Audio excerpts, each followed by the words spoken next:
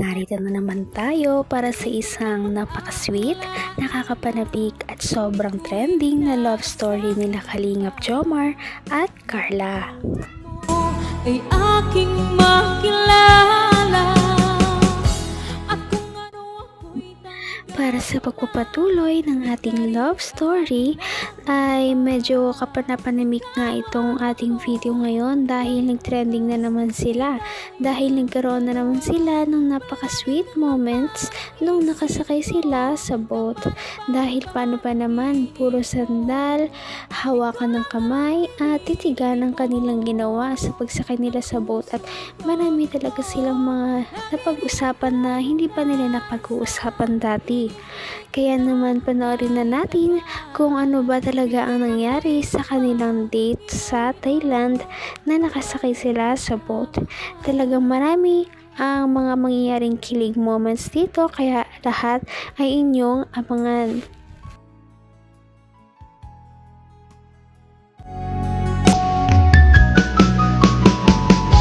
ang nais ko lang. Pero okay na po ngayon. Ba't ka malungkot ang nakaraan? Siyempre po, hindi tayo magkasama. Sorry na. Magkaiwalay tayo ng ano. Sorry na kasi... Ba't pinapilot na tayo? Nahilo ako. Saan ba tayo pupunta? Nagsasaguan ka man din po. Ikaw naman natuloy. Pero yun nga. Sorry na at nasa ibang sasakyan na ako. Yun kasi sasakyan na yun is sponsor din ng Jomcar. Namang, alam ko naman na kasama ka sa mga angels.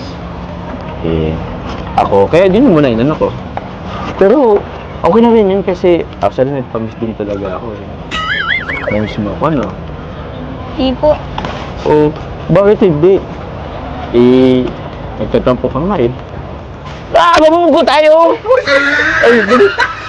Wait lang po. Pasan kasi tayo? Ikaw, hindi nagkakasundo yung sagwan natin parehas. Magkaibayat na tayo yung sagwan. Ganito na lang. Para tayo ganito. Po, pati yung sagwan. Pati sagwan, hindi nagkakasundo. Nagtatampo rin. Paano ba ito alisin? Sorry. Sorry. Punta tayo sa gitna. Sayang naman yung bayad natin 200. Tsaka para... Tara po. Tingnan mo, andito pa rin. Kung ano ako'y tanggap mo na, hindi ka rin nag-alala. Bumabawi talaga ang dalawang ito ngayon dahil noong nakaraan ay mahinid na naman sila na pagkasunduan dahil hindi sila nagkasabay noong bumiyahe sila dahil later na dumating si Kalingap Jomar, kaya naman nagtampo si Ate Carla dahil doon. Sorry. Sorry. Punta tayo sa gitna. Sayang naman yung bayad natin 200. Tsaka para... Tara po. Tingnan mo, andito pa rin tayo Papunta po tayo doon. Punta tayo sa gitna. Pinuna pa tayo. Di nagkakasundot talaga. Sige. Ay! Mapapagalit tayo! Sorry po. Sensya na po. Ano bang gagawin mo mamayang gabi? Matutulog po. Char. Tutulog lang? Grabe, ang sarap ng buhay mo. Hindi po. Alam mo, Gong? Habang tumatagal, paganda ka ng paganda. Nakakainis ka na, Hindi po. Parang hulog na ako sa'yo. Siguro, Carla, kailangan ko ng magpapogi para naman pumantay na ako sa level ng ganda mo. Patagal, paganda ng paganda. Alam na, nasisinagan ka ng araw. Dala lang po yun ng liwanag. Basta naman gumanda nung nasisinagan ka ng araw. Ako, kailangan ko na yatang magpapogi para naman baka patuloy man lang sa level ng kagandahan mo. Naman ang bawat panaginip ko, ikaw lang ang Hindi naman na kailangan naman pang magpapogi si Kalingap Jomar dahil para kay Ate Carla, siya pa rin naman ang pinakaglaki na kanyang nakilala dahil parang nagiging totoo na nga ang kanilang love team. Kaya ito na nga ang mga susunod na nangyari at mga revelasyon. Sabi ng karamihan sa akin, hindi ako pogi. Sino bumubulong sa'yo na hindi ako pogi? Ano po ay, may narinig po ako dun sa meet and greet. Sa meet and greet? Joke lang po. Nadisappoint ba sila nung nakita nila ako personal? Sino ba yun? Kaya pala nabawasan yung subscribers ko ah. Ano, kapag ko ng after meet and greet, akala ko madadagdagan. Yun, bumawas. Napangitan ata sa akin. Nakapagod din palang gawa natin, ano? Kaya nga po. Ikaw naman na po magsagwan po ah. Ako na muna? Sige. Baka pagod ka na eh.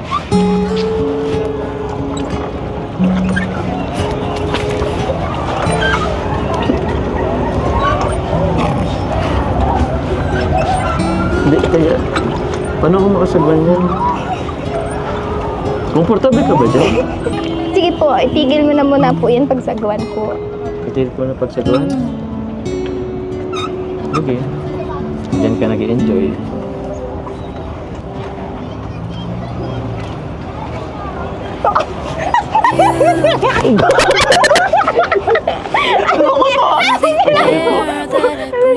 Wait. Lakas ah!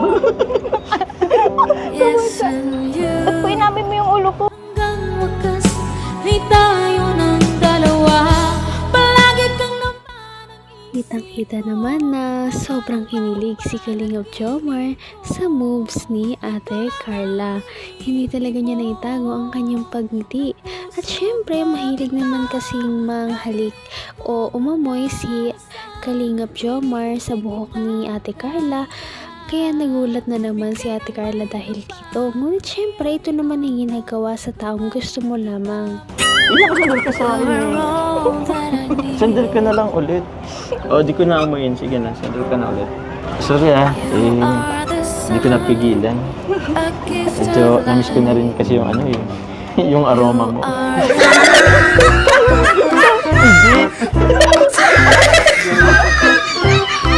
Joke lang. Siyempre, alam ko naman yung amoy mo. Mabango pa rin.